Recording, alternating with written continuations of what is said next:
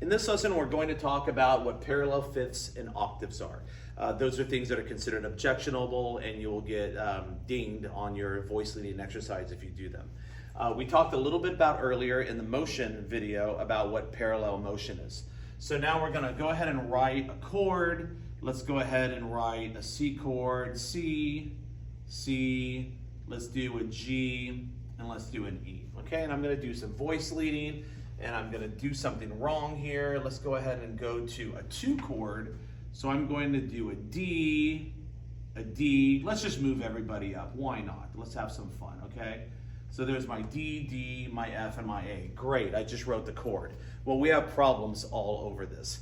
Because if you notice, between the C and C, I have an octave in between here, and I have an octave in between here.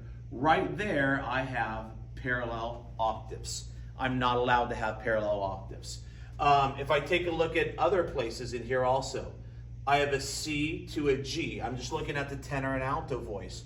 Right here, I have a fifth, and if you notice here, a D to an A, I have another fifth right here. So right now, between these two voices, I have parallel fifths. Both of those are objectionable.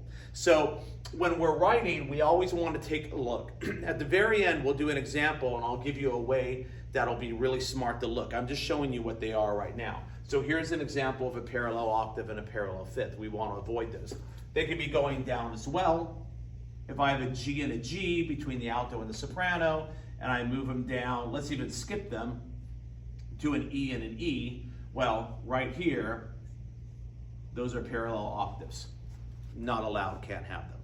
So just be very careful of those. Check every voices and every combinations, which we'll do in a later one, but that's the definition of a perfect fifth and a perfect octave.